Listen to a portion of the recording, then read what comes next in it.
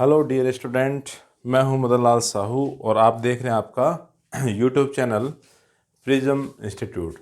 तो अपने कक्षा 10th का जो चैप्टर चल रहा था वो था अपना पृष्ठीय क्षेत्रफल और आयतन।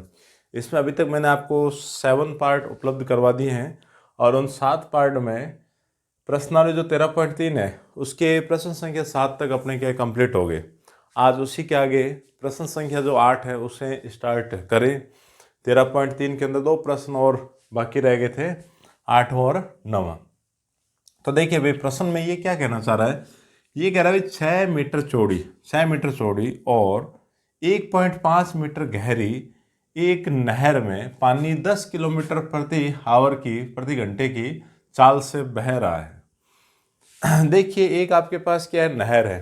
ठीक है, क्या है, नहर है। नहर आपने देखी होगी, नहीं तो मैं आपको समझा देता हूँ। मतलब एक तरह से आप ये देख सकते हैं, नहर है जो क्या है, घनाभ की तरह होती है भाई, घनाभ की तरह होती है। घनाभ की तरह देखो कैसे होती है। अब जैसे इस प्रकार की नहर होती है, कैसे होती है, इस प्रकार की नहर होती है। इसके अंदर क्या है, पानी चलता रहता है और सिंचाई के लिए कहाँ है, खेतों के अंदर पानी उपलब्ध होता है, पानी की व्यवस्था होती है। तो इस प्रकार की नहर होती है। आप देखोगे ऐसी नज़र आएगी। आप यहाँ से देखोगे तो आप गौर से देखिए, इस प्रकार से ये एक तरह के क्या है, घनाभ है। ठीक है। अब इसमें ये जो जो दूरी है वो अपने को निकालनी पड़ेगी, मतलब इसकी जो लंबाई लेंथ है वो अपने को निकालनी पड़ेगी। और इसकी विड्थ चौड़ाई दे रखी है, इसकी हाइट कह दे या जो गहराई है एच की वैल्यू भी अपने पास है। तो ये जो नहर का जो पानी है वो देखो कहाँ जा रहा है, खेत के अंदर जा रहा है। फिर ये कह रहा है 30 मिनट में यह नहर कितने क्षेत्रफल की सिंचाई कर पाएगी, जबकि सिंचाई के लिए 8 सेंटीमीटर गहरे पानी की आवश्यकता है। कहने का मतलब क्या है, यहाँ आपके पास क्या है, एक खेत है, खेत है, नहर का पानी जा रहा है इस खेत के अंदर। देखिए भाई, इस तरह से नहर का पानी जाएगा और खेत के अंदर चला जाएगा। और खेत भी क्या है, देखो घनाभ के आकार का ही है। अब ये कह रहा है कि इसमें कितना पानी चाहिए, मतलब जो हाइट है ना पानी की, जो खेत है आपका ना, जो प्लॉटिंग है उसके अंदर 8 सेंटीमीटर तक का पानी भर जाना चाहिए। इसका मतलब हाइट का मान दे रखा है, एच का मान क्या दे रखा है आपको, 8 सेंटीमीटर। देखो सारे मीटर के अंदर है, आप इसको भी मीटर में बदल लो तो कितना हो जाएगा, 8/100 मीटर। ये हाइट आ गई। इसमें एल अपने को मालूम नहीं है, न इसकी विड्थ मालूम है। मतलब घना भी हो गया एक तरह से कि भाई पानी खेत के अंदर जाएगा, उस पैंदे के अंदर फैलेगा, फैलने के बाद उसको हाइट भी चाहिए क्योंकि पानी भरा हुआ रहना जरूरी है। तो क्षेत्रफल हो गया आयत का और उसकी ऊंचाई फिर आ गई। तो अब ये पूछना चाह रहा है कि कितने क्षेत्रफल में पानी की सिंचाई होगी। मतलब आपसे क्या पूछ रहा है, एल इंटू बी की वैल्यू। किसकी पूछ रहा है, एल इंटू बी की वैल्यू। तो जैसे ये नहर है ना, ये क्या अपनी नहर है।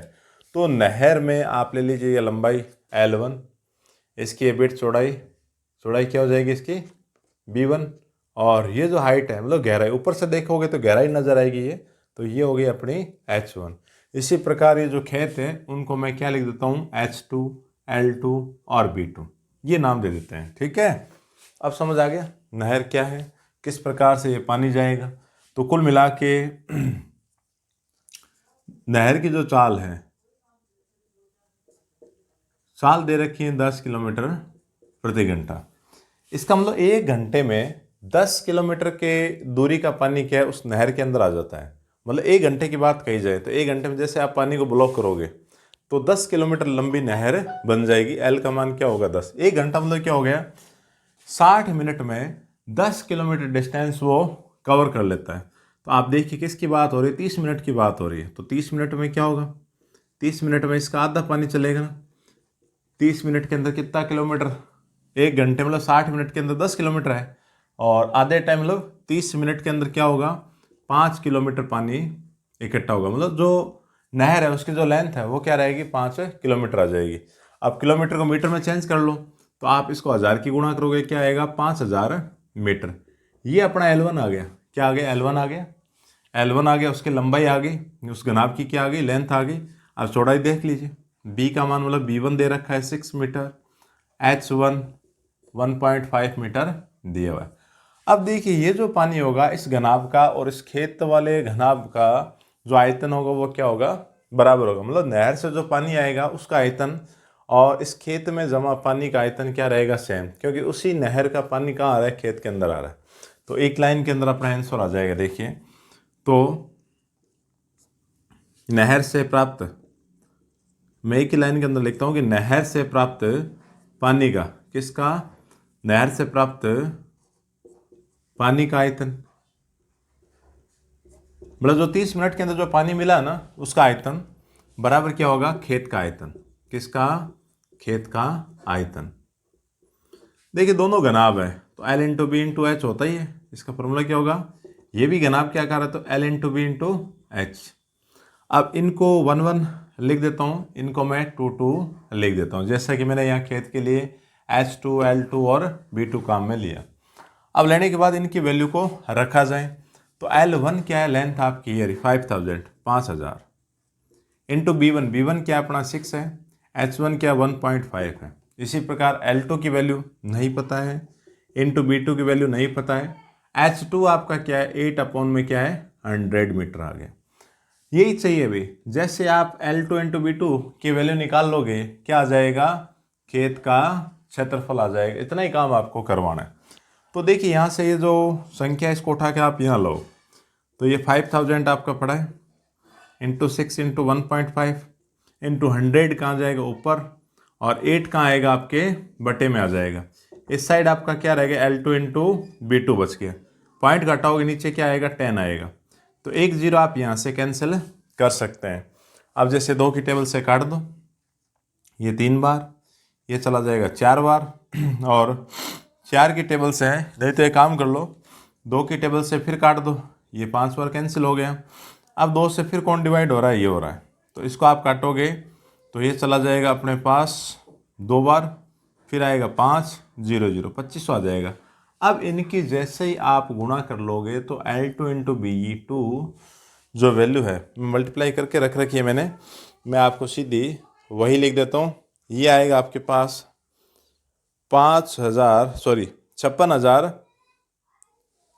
5,62,500 मीटर, मतलब 56,25,00 क्या आएगा 56,25,00 मीटर स्क्वायर आएगा। स्क्वायर क्यों लिखा भाई, क्योंकि लंबाई इंटू चौड़ाई है, तो क्या आएगा 56,25,00 और मीटर स्क्वायर।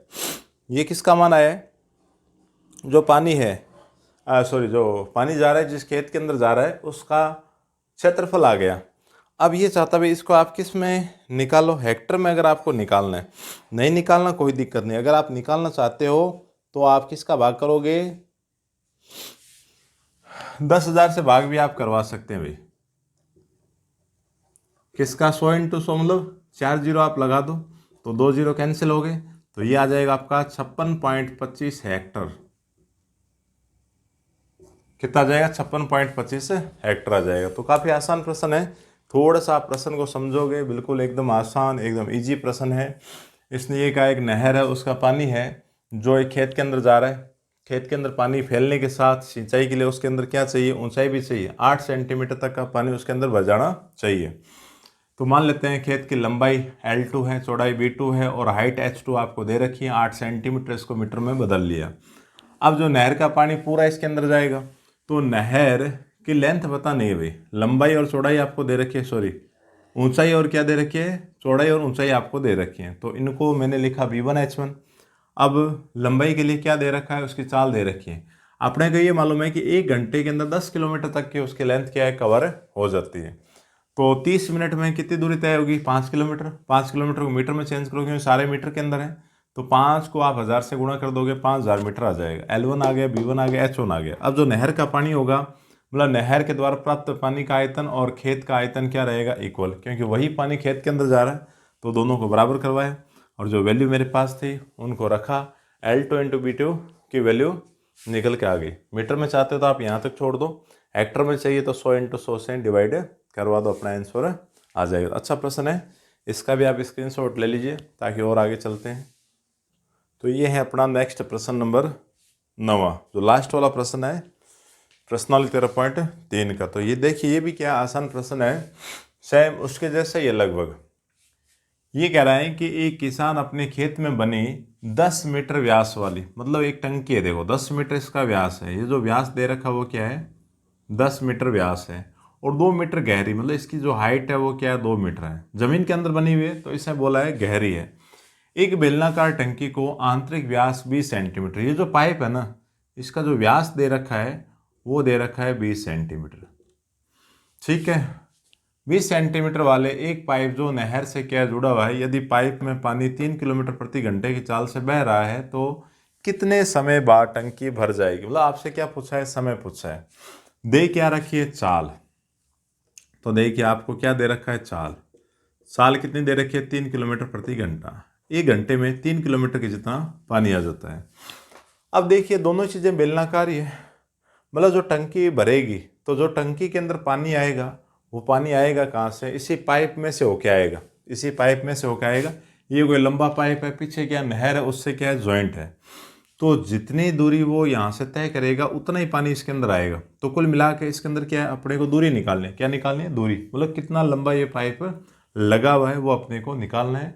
दूरी जैसे आ जाएगी, चाल आपको दे रखी है, समय आ जाएगा, क्योंकि चाल बराबर क्या होता है, दूरी बटा समय। तो समय बराबर क्या होगा, दूरी बटा चाल। तो दूरी चाहिए, तो दूरी किसकी चाहिए भाई, पानी की, पानी की लंबाई चाहिए। और पानी की लंबाई मतलब पानी आ कहाँ से रहा है, इस पाइप में से आ रहा है, मतलब पाइप की क्या चाहिए भाई, लंबाई चाहिए। तो पाइप की लंबाई है नहीं, तो मान लेते हैं पाइप की लंबाई क्या h1 है, ये अपने निकालनी है। इसके द्वारा त्रिज्या निकाल लो, 20/2 व्यास है ना, इसका आधा आप करवाओगे, आधा करोगे तो क्या आएगा, 10 आएगा। 10 क्या आ रहा है, सेंटीमीटर। इसको मीटर में चेंज करवाओ, कितना आ रहा है, 10 सेंटीमीटर आ रहा है। तो मीटर में चेंज करने के लिए आप 100 से डिवाइड करोगे तो क्या आएगा, 10/100, कुल मिला के 0.1 मीटर आ जाएगा। ये आगे अपने पास R1 त्रिज्या रखिए। इस बेलनाकार टंकी है, इसकी त्रिज्या निकाल लें, R2, व्यास 10 दे रखा, 10/2 मतलब 5 मीटर आ गई। हाइट अपने को h2 का मान दे ही रखा है, ठीक है। तो ये सारी व्यवस्था हो गई। तो अब अपने क्या काम करता है कि नहर से जुड़े पाइप, नहर से जुड़े पाइप के पानी का आयतन, पानी का आयतन मतलब जो नहर से जो जॉइंट जो पाइप है उसके पानी का जो आयतन है वो किसके बराबर होना चाहिए, टंकी के आयतन के बराबर होना चाहिए, टंकी का आयतन। भाई ऐसा क्यों होना चाहिए, क्योंकि ये दोनों समान रहेंगे तभी तो ये टंकी को क्या है, फुल भर पाएगा। तो दोनों ही देखिए क्या है, बेलनाकार है, पाइप भी बेलनाकार है, टंकी बेलनाकार है, तो बेलन का आयतन का सूत्र क्या होगा, πr²h। इसमें भी क्या होगा, πr²h। तो पाइप के लिए आपने क्या क्या काम में लिए हैं, R1H1, इसमें आपने क्या काम में लिया, R2H2। तो पाई से तो आप पाई को कैंसिल कर दीजिए। R1 की वैल्यू, R1 कौन है, 0.1 है, तो क्या लिखा भाई 0.1 इंटू 0.1 इंटू हाइट H1 की वैल्यू पता नहीं है। R2 क्या है, 5 इंटू 5 इंटू H2 की वैल्यू क्या है, 2 है। यहाँ से H1 क्या होगा, 5 इंटू 5 इंटू 2/0.1 इंटू 0.1। तो ये वैल्यू अपने पास आ जाएगी। यहाँ से यदि आप पॉइंट को हटाओगे तो ऊपर तो क्या आएगा, 10, ये भी आपका क्या आएगा, 10 आ जाएगा। तो इससे आप मल्टीप्लाई करोगे, 5 की 2 से 10, 10 इंटू 10 इंटू 10 मतलब 3 जीरो लगाने, और ये आ जाएगा 5, 1 2 3। और ये सारा मान किसके अंदर है, मीटर के अंदर है, तो ये आया 5000 मीटर। H1 आ गया, मतलब जो पाइप लगा हुआ है उसकी जो पूरी डिस्टेंस है ना, जो पूरी जो लंबाई है पाइप की वो आ गई, ठीक है। तो वो आ गई है कितनी, 5000 मीटर। तो ये दूरी मिल गई, कुल मिला के जो डिस्टेंस दूरी चाहिए थी वो आ गई। तो इसका मतलब आपकी जो दूरी है वो क्या आ गई, 5000 मीटर। चाल आपको क्या दे रखी है, चाल आपको दे रखी है 3 किलोमीटर पर आवर, है ना, ये दे रखा है, कितना दे रखा है, 3 किलोमीटर प्रति घंटा। अब आप इससे समय निकाल लो। भाई अपने को मालूम है कि चाल बराबर क्या होता है, दूरी बटा समय, और समय का सूत्र यदि आप लगाओगे तो समय बराबर क्या होगा, दूरी बटा चाल। तो देखिए दूरी का मान क्या रखा है, 5000 बटे में क्या लिखोगे आप, 3। तो ये आ रहा है 5000 इंटू 3। अच्छा ये किलोमीटर के अंदर है, आप इसको मिनट के अंदर भी, मीटर के अंदर भी ला सकते हो। आप 3 की जगह 3000 काम में ले लो। एक काम करते हैं, 3000 है ना, मीटर पर आवर कर लिया, तो कुल मिला के ये 3000 आप यहाँ लगाओ। तो 3 जीरो से 3 जीरो कट गया, कितना आया 5/3 घंटे, घंटे के अंदर आ गया। इसको आप मिनट में चेंज कर सकते हैं, घंटे में चाहिए तो क्या उत्तर आएगा 5/3 घंटे में ये जो टंकी है वो पानी से क्या पूरी भर जाएगी। यदि आप इसको मिनट में चेंज करवाना चाह रहे तो 60 की मल्टीप्लाई आप करवाओ, तो ये कट गया 20, 20 की गुणा 5 से क्या आया 100, 100 मिनट। 100 मिनट के अंदर जो टंकी है वो पूर्णतः क्या आपकी भर जाएगी। ये अपना आंसर आ गया। तो काफ़ी आसान प्रश्न है, कोई दिक्कत नहीं है। इसमें जो पाइप की जो लेंथ है वो अपने दूरी का काम करेगी। तो पाइप की लेंथ मालूम नहीं है, उसी की वैल्यू निकालनी है। तो पाइप की लेंथ निकलेगी कैसे कि जो पाइप का आयतन होगा वो और जो बेलनाकार जो टंकी है उसका आयतन क्या रहेगा, सेम रहेगा, क्योंकि यही पाइप इस टंकी को भर रहा है। तो नहर से जुड़ा हुआ जो पाइप है उसमें आने वाले पानी का आयतन बराबर क्या लिखा है, टंकी का आयतन। दोनों बेलनाकार है, सूत्र बेलन वाला लगाए हैं। R1 अपने पास है, R2 पड़ा है, H2 पड़ा है, H1 नहीं है, तो H1 की वैल्यू यहाँ से आ जाएगी।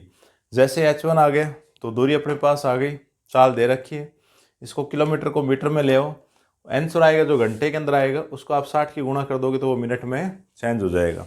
तो ये वाला प्रश्न भी अच्छा है, एग्जाम की दृष्टि से क्या है मोस्ट है, तो इसको भी आप करके देखें और इसका स्क्रीनशॉट आप ले लीजिए ताकि आगे जो 13.3 है वो तो कंप्लीट होगी। आज उसके आगे प्रश्नावली 13.4 है, पृष्ठम शंकु वाली है या छिन्नक बोलते हैं, उसके कुछ फॉर्मूले हैं, उसका बेसिक स्टार्ट कर लेते हैं। तो आप ले लीजिए इसका स्क्रीनशॉट।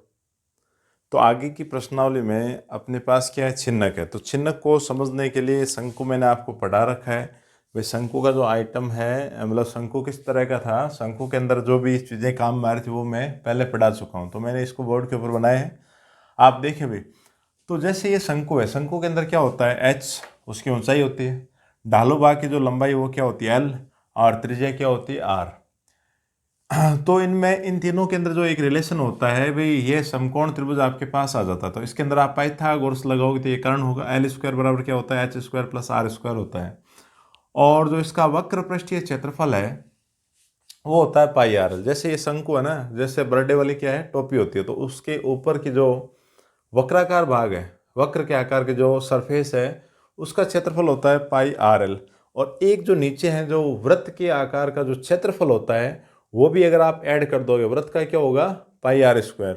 तो πr² जैसे आप इसमें जोड़ दोगे तो क्या आता है, संपूर्ण पृष्ठीय क्षेत्रफल आ जाता है। और आयतन आपको सिखाए रखा है कि जो बेलन का आयतन है πr²h है, उसका आप 1/3 निकाल लें, किसका आ जाएगा, शंकु का आयतन आ जाएगा। अब देखो ये फ्रस्टम कोण क्या है, शंकु का छिन्नक क्या होता है। जैसे मान लो ये शंकु है, शंकु को मैं एक ब्लेड के द्वारा यूं काट देता हूँ, ऊपर से क्या यूं काट देता हूँ। जैसे मान लो मैंने इसको यहाँ से कट कर दिया, अभी कट करते आप ये देखो कि इसके अंदर ऐसी आकृति आ जाएगी। ऊपर वाला मैं मिटा देता हूँ, ये लो, ये आपका क्या है, छिन्नक है। जैसे आपने देखा है कि जो बाल्टी होती है आपकी, है ना, जो बाल्टी वगैरह होती है उसमें आप देखते हो कि ये क्या है, छिन्नक के आकार की होती है। ये क्या है, इसको बोलते हैं छिन्नक। मतलब नीचे जो नुकीला सिरा था उसको हटा दिया ना, और इसमें क्या 2 सर्किल आ जाते हैं, एक तो नीचे वाला एक ऊपर वाला। तो नीचे वाले जैसे मैं R1 लिख रहा हूँ, ऊपर वाले वृत्त की जो रेडियस त्रिज्या है वो मैं R2 ले रहा हूँ, ये आपका H हो गया, इधर आपका L है, बाकी सेम चीज़ है। इसके अंदर में सर्किल हैं, जो वृत्ताकार हिस्से हैं वो आ जाते हैं कितने, 2 हिस्से आ जाते हैं। अच्छा, इसमें आप बड़े वाले को R1 लिख रहे हो तो आप ये कंडीशन ज़रूर लिखना कि R1 क्या है, greater than R2। R1 R2 से क्या है, ग्रेटर देन है, तो अपने यहाँ ये काम में ले रहे हैं कुछ चीज़ें। अब देखिए जो यहाँ काम में आ रही थी उसी को अपने रटना नहीं है, उसी चीज़ को देखो वहाँ बना के देखें। तो जैसे पहला L² है, L² बराबर H²। H तो एक ही दोनों में, H तो क्या सेम है। R की जगह दिक्कत आ रही है, R की जगह क्या आ रही है, समस्या आ रही है। तो R² है, इसका मतलब क्या है, R1 - R2 करवा दो। यहाँ आप क्या करो, R1 - R2 का स्क्वायर कर दो। तो ये थोड़े थोड़े आप याद रखना कि R1 - R2 सिर्फ इस फॉर्मूले के अंदर ही आएगा, बाकी हर जगह क्या जुड़ेगा। अब देखिए वक्र पृष्ठ आपको निकालना है। जैसे सेकेंड शंकु का वक्र पृष्ठ होता ना, वैसे क्या लिखते हैं, छिन्नक का वक्र पृष्ठीय क्षेत्रफल, वक्र पृष्ठीय क्षेत्रफल। जैसे इसका होता है πrl, तो r यहाँ 2 आ रही है, तो आप क्या लिखें, पाई, r की जगह क्या लिखो, R1 + R2 × L। तो ये याद हो जाएगा। ये याद है तो लिखना है सिर्फ R की जगह R1 + R2 × L। अब जो छिन्नक बना है उसका संपूर्ण पृष्ठीय क्षेत्रफल कैसे निकालें, तो सेम वही, ये याद होगा तो वो निकल जाएगा। तो देखो क्या लिखूं मैं, छिन्नक का संपूर्ण पृष्ठीय क्षेत्रफल, संपूर्ण पृष्ठीय क्षेत्रफल। तो देखो एक तो संपूर्ण पृष्ठ के अंदर एक तो क्या आएगा, वक्राकार पृष्ठ आएगा। तो वक्राकार पृष्ठ का आपने निकाल रखा है, वक्र पृष्ठीय जो क्षेत्रफल निकाल रखा है वो सेम रहेगा। तो मैं वक्र पृष्ठीय क्षेत्रफल को यहाँ लिख देता हूँ, एक तो होगा पाई R1 + R2 × L, फिर प्लस, अब क्या ऐड करवाएं, इसके अंदर क्या है, दो वृत्ताकार हिस्से हैं, एक तो नीचे वाला और एक ऊपर वाला। तो नीचे वाला भी क्या है, वृत्त है, तो πr², ऊपर वाला भी क्या है, वृत्त है, πr²। तो नीचे वाले में R1 काम में ले रहे हो तो क्या लिखेंगे, πr1², ऊपर वाले में R2 काम में ले रहे हो तो क्या लिखोगे, πr2²। अब रह जाती है बात इसके आयतन की।